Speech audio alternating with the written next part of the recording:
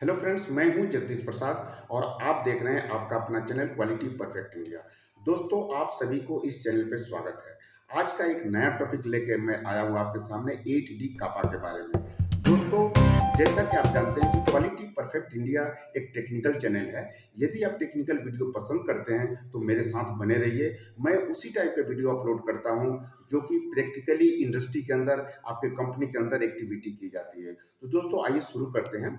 आज का जो हमारा एजेंडा रहेगा कि 8D होता क्या है, 8D में कितने स्टेप्स होते हैं और वो कौन कौन सा होते हैं। इसके बाद हम पूरे एक एग्जाम्पल से उस 8D के स्टेप को समझने की कोशिश करेंगे और लास्ट में हम 8D का फॉर्मेट जो है वह किस तरह से फिल किया जाता है इसके बारे में हम बात करेंगे। देखिए, जब हम कोई प्रोडक्ट अपने कस्टमर को सप्लाई करते हैं तो उस प्रोडक्ट में यदि कोई प्रॉब्लम आती है तो कस्टमर हमसे एक्शन प्लान मांगता है, यानी कि corrective action and preventive action मांगता है।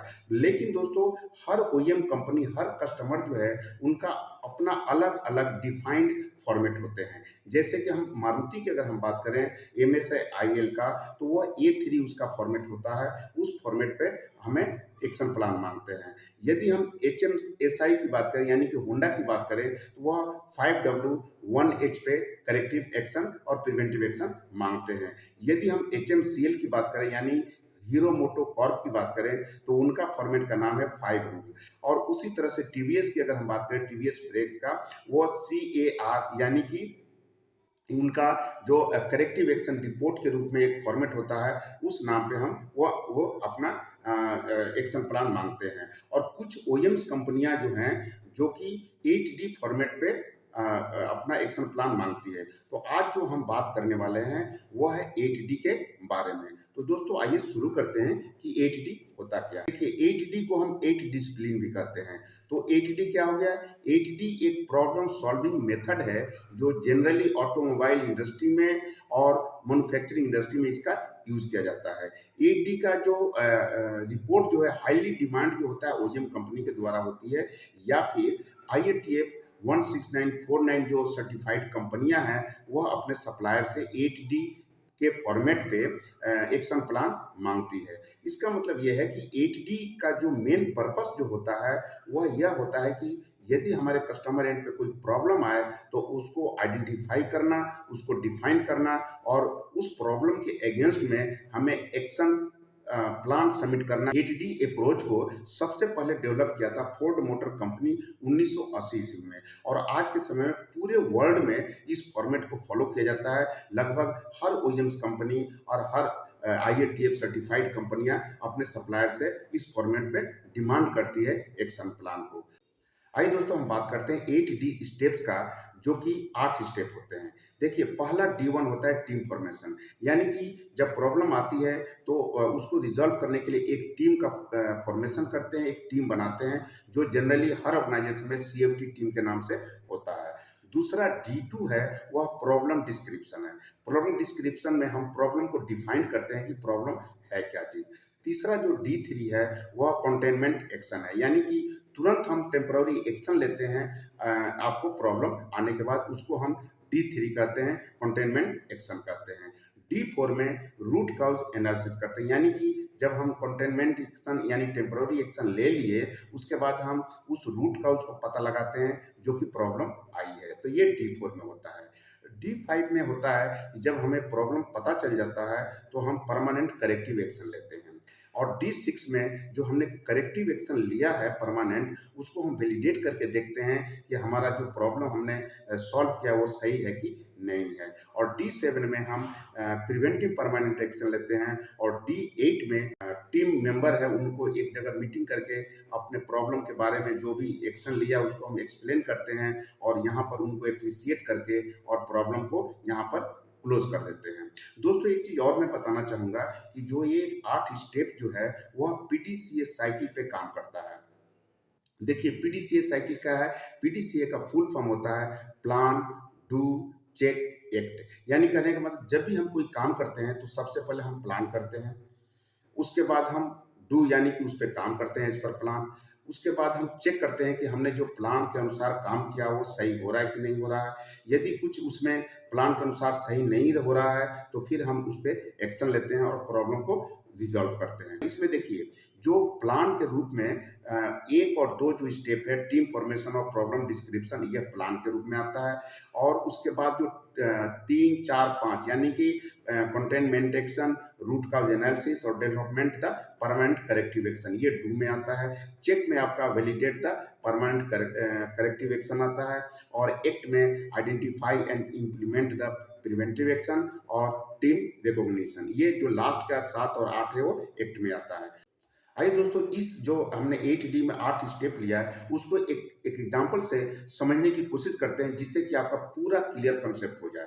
देखिए हमने एक एग्जाम्पल लिया है, सिंपल सा एग्जाम्पल लिया है वाशर का। एक मैन्युफैक्चरर है, एक कंपनी है जो वाशर बनाती है और वह वाशर को अपने OEM कंपनी को सप्लाई करती है। वहाँ जब उसने सप्लाई किया तो कुछ वाशर उसमें जो थे फिट नहीं हो रहे थे, तो उस पर प्रॉब्लम आई है। कस्टमर ने उनको बुलाया और उनको 8D फॉर्मेट पे एक्शन प्लान डिमांड किया। तो आइए हम एक एक करके स्टेप समझने की कोशिश कर रहे हैं। सबसे पहले हमने जो डिस्कस किया था टीम फॉर्मेशन का, तो सबसे पहले आप टीम फॉर्मेशन बनाइए। यहाँ पर एग्जाम्पल की अगर हम बात करें, हमने राम, श्याम, घनश्याम टीम का फॉर्मेशन किया है। आप अपने कंपनी में जो भी नाम है उसका यहाँ नाम डाल सकते हैं।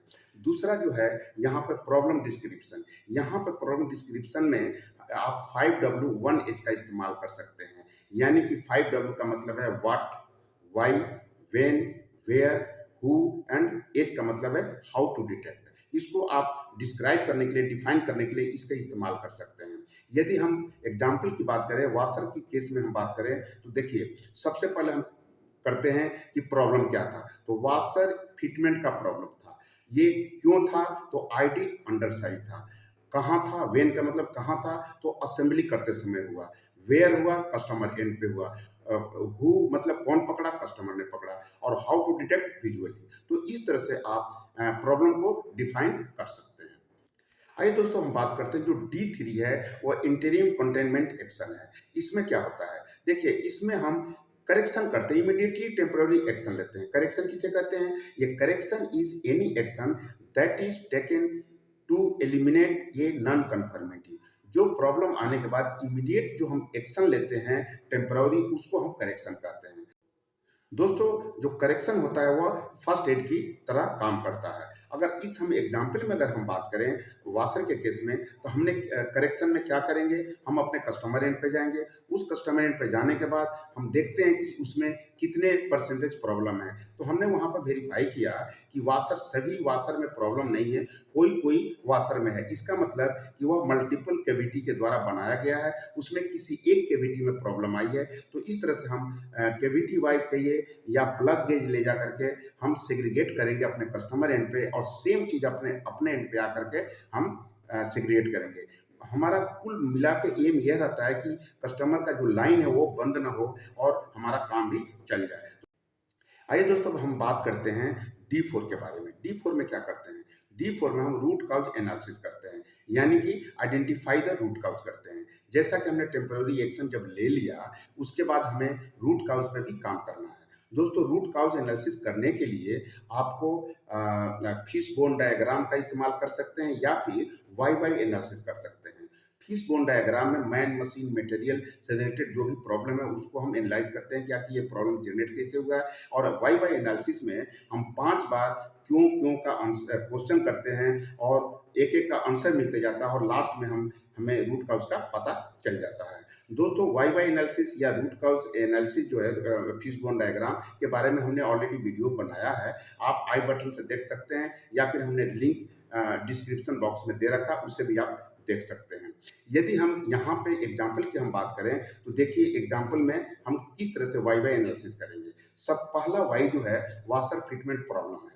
अब हम क्वेश्चन करेंगे कि वाशर फिटमेंट प्रॉब्लम क्यों है, तो दूसरा उसका जवाब मिलता है कि वाशर आईडी अंडर साइज है, यानी कि उसका इनर डाया जो है अंडर साइज है। फिर हम क्वेश्चन करते हैं कि Y ID is under size, तो हमें पता चला कि बर जनरेटेड इन इनर डाया, यानी कि बर जनरेट हो गया है आईडी में। उसके बाद फिर हम क्वेश्चन करेंगे कि ये बर जनरेटेड क्यों आईडी में हुआ है, तो हमने देखा कि टूल पंच वियर आउट हो गया, यानी कि जो पंचिंग टूल है वो वियर आउट हो गया। फिर हम क्वेश्चन पांचवा करेंगे कि यह क्यों टूल पंच वियर आउट हो गया। तो हमने पता चला कि पंच का जो मटेरियल है वह उतना हार्ड नहीं था जितना होना चाहिए, जिसके चलते वो पंच जो है फ्रीक्वेंटली वह वियर आउट हो गया। तो दोस्तों यहाँ देखिए, वाशर में आईटी का प्रॉब्लम है, लेकिन हमारा रूट काज निकल के आया कि जो पंच का मटेरियल है वो सिलेक्शन सही नहीं हुआ। इस तरह से अब हम जो काम करेंगे रूट काज पे, वह पंच का मटेरियल जो है उस पे हमें काम करनी है। जो D5 में है, develop the permanent corrective action, जो हमने रूट काज हमने पता लग गया, अब हम उस पे हम करेक्टिव एक्शन लेंगे परमानेंट। करेक्टिव एक्शन किसे कहते हैं? देखिए, corrective action action taken on the root cause to prevent the reoccurrence is called corrective action. यानी कि जो हमने रूट काज को पता लगाया उस पे जब हम एक्शन लेते हैं उसको हम करेक्टिव एक्शन कहते हैं। देखिए, करेक्टिव एक्शन लेने के लिए रूट काज को पता लगाना जरूरी है। Without find root cause action taken is not a corrective action. बिना रूट काज का जो हम एक्शन अगर लेते हैं तो वो करेक्टिव एक्शन नहीं कहलाता है। यदि हम इस एग्जाम्पल में अगर हम बात करें तो हमने क्या देखा था, रूट काज क्या निकल के आया था कि जो पंच का मटेरियल है वह देखा कि वो डाई स्टील है, तो इससे हार्ड मटेरियल जो हम चेंज करेंगे वह कार्बाइड स्टील का होगा। तो हमने पंच को परमानेंटली चेंज कर दिया डाई स्टील से, यानी HCHCr से हमने कार्बाइड स्टील में चेंज कर दिया और हमारा यहाँ पर परमानेंट करेक्टिव एक्शन कंप्लीट हो गया। आइए दोस्तों हम बात करते हैं D6 का। D6 में क्या होता है? D6 में validate the permanent corrective action, यानी कि जो हमने एक्शन लिया है, करेक्टिव एक्शन लिया है, उसको हम वैलिडेट करके देखते हैं कि जो हमने एक्शन लिया है वो सही हुआ है या नहीं हुआ है। इसके लिए हम डाटा लेते हैं। यदि हम एग्जाम्पल के केस में हम बात करें तो हम इसमें यह देखेंगे कि जो हम स्टॉक कर रहे हैं यानी कि प्रोडक्शन कर रहे हैं, तो जितना में वह वियर आउट हुआ था पहले वाला पंच, क्या उतना में ये भी वियर आउट हो रहा है क्या? इस तरह से हम देखते हैं और पता लगता है कि नहीं, ये जो हमने जो कार्बाइड स्टील का जो हमने चेंज किया है पंच, वह उतने स्टॉक में उतना प्रोडक्शन होने के बाद भी इसमें कोई वियर आउट नहीं हुआ है। इसका मतलब कि जो हमने करेक्टिव एक्शन लिया है वो सही है। आइए दोस्तों हम बात करते हैं D7 का।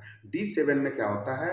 Identify and implement the preventive action. Preventive action किसे कहते हैं? Action taken on the potential cause of failure to prevent the occurrence is called preventive action. कहने का मतलब जो भी पोटेंशियल काउजेज हैं, जो भी पॉसिबल काउजेज है, सबका हम पता लगाते हैं और उस पर जो हम एक्शन लेते हैं उसको हम प्रिवेंटिव एक्शन कहते हैं। आइए अब हम बात करते हैं एग्जाम्पल के तौर पे।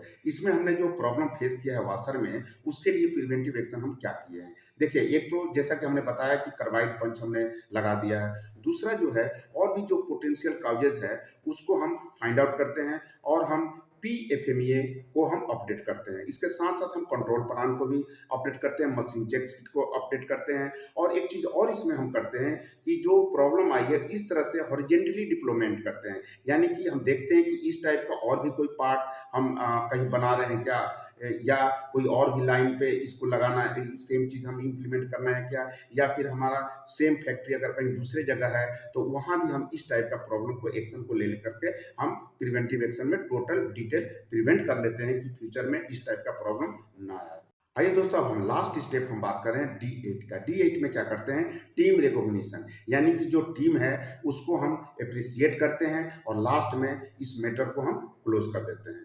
दोस्तों एक चीज़ और मैं बताना चाहता हूं कि जितने हमने एक्टिविटी किया उसके जितने भी डॉक्यूमेंट बने, सभी डॉक्यूमेंट को हम 8D फॉर्मेट के साथ उसको हम सबमिट करते हैं, जैसे कि why analysis, fishbone diagram, updated PFMEA, control plan, machine check sheet और डाटा शीट। ये सभी चीज़ जितने एविडेंस के रूप में है सब हम उस 8D फॉर्मेट के साथ इनक्लोज करके हम सबमिट करते हैं अपने कस्टमर को। आइए दोस्तों हम बात करते हैं कि जो 8D फॉर्मेट होता है उसको फिल कैसे करते हैं। देखिए यह एक 8D फॉर्मेट है। इसमें सबसे ऊपर में आपका कंपनी का नाम रहेगा, यानी कि हमने तो यहाँ पे ABC लिमिटेड लिखा है, आप अपने कंपनी का नाम लिखिए और इसके लेफ्ट में लोगो लगाइए, जो भी आपका कंपनी का लोगो है वहाँ लगाइए। और यहाँ पर देखिए फॉर्मेट का नाम 8D रिपोर्ट लिखा हुआ है। उसके बाद यहाँ पर फॉर्मेट नंबर है, जो भी आपका ऑर्गेनाइजेशन में फॉर्मेट नंबर है वो लिख दीजिए। उसके बाद यहाँ पे उस मटेरियल और कस्टमर का नाम और और मटेरियल का डिटेल होता है, यानी कस्टमर का नाम क्या है, पार्ट नंबर क्या है, पार्ट का नेम क्या है, इसमें प्रॉब्लम क्या है, ये क्वांटिटी कितना है, पूरा यहाँ पे मटेरियल का डिटेल रहता है। अब यहाँ पर शुरू होता है पहला D1। D1 जैसे हमने बोला था कि टीम फॉर्मेशन, तो यहाँ पे जो हमने एग्जाम्पल में लिया था, हमने टीम लीडर के रूप में राम और टीम मेंबर्स के रूप में श्याम घनश्याम लिया है। आप जो भी आपका वहाँ टीम मेंबर है उसको आप यहाँ लिख सकते हैं। D2 में प्रॉब्लम को डिफाइन करना है। यहाँ पर हमने डिफाइन करके देखा था एग्जाम्पल में कि वाशर का जो इनर डाया है वो अंडर साइज के चलते प्रॉब्लम ये आई है कि कस्टमर एंड पर फिट नहीं हो रहा है। यहाँ पर D3 में हमने कंटेनमेंट एक्शन लिया है। क्या लिया है कि जो भी मटेरियल कस्टमर एंड पे था उसको सेग्रीगेट किया और वो पूरा डाटा लिया कि कितना मटेरियल हमने सेग्रीगेट किया अपने एंड पे और कस्टमर एंड पे, और यहाँ पर डेट रहता है, आप इसको डेट भी यहाँ डाल सकते हैं। और दोस्तों यहाँ पे D4 में हमने क्या करते हैं, रूट काउज का पता लगाते हैं। हमने रूट काउज पता लगा था कि जो पंच हमने यूज़ किया था आईडी को फॉर्मेशन करने में, वह पंच का जो मटेरियल है वो सिलेक्शन सही नहीं था, तो ये हमारा रूट काउज बन के निकला था। और उसके बाद D5 में हमने परमानेंट करेक्टिव एक्शन लिया था। यहाँ पे एग्जाम्पल में हमने परमानेंट करेक्टिव एक्शन क्या लिया है कि जो डाई स्टील है उसको हमने रिप्लेस करके कार्बाइड स्टील में बदल दिया है, और यहाँ पर टारगेट डेट कब बदला है सब भर सकते हैं। यहाँ देखिए फिर हम D6 में क्या किया कि जो भी हमने करेक्टिव एक्शन लिया उसको हम वैलिडेट किया। इसके लिए हमने डाटा लिया है और यहाँ लिखा है कि डाटा हमने अटैच किया है। D7 में हमने प्रिवेंटिव परमानेंट एक्शन लिया है और यहाँ पे हमने जो अपडेटेड किया है, PFMA किया, कंट्रोल प्लान किया, मशीन चेक सेट किया, और जो भी जहाँ जहाँ जरूरत है हॉरिजॉन्टली डिप्लॉयमेंट किया। इस तरह से आप जो प्रिवेंटिव एक्शन ले सकते। 8D में हमने CFT टीम को बुला करके अप्रिसिएट किया और क्लोज कर दिया मैटर को। दोस्तों यहाँ पर हमने ये भी लिखा है कि कौन कौन सा डॉक्यूमेंट हम इसमें सबमिट कर रहे हैं, जैसे अपडेटेड PFMA है, कंट्रोल प्लान है, YY एनालिसिस है और वैलिडेशन शीट। तो दोस्तों यह वीडियो आपको कैसा लगा, आशा करता हूँ कि यह भी वीडियो आपको पसंद आया होगा। यदि आपको यह वीडियो पसंद आता है तो आप इसे लाइक करें, नए हैं तो सब्सक्राइब करके बेल आइकन जरूर दबाएं, जिससे कि इस तरह से अगर वीडियो मैं अपलोड करूं तो सबसे पहले आपको नोटिफिकेशन मिले। तो नेक्स्ट वीडियो फिर मिलते हैं। Thank you so much.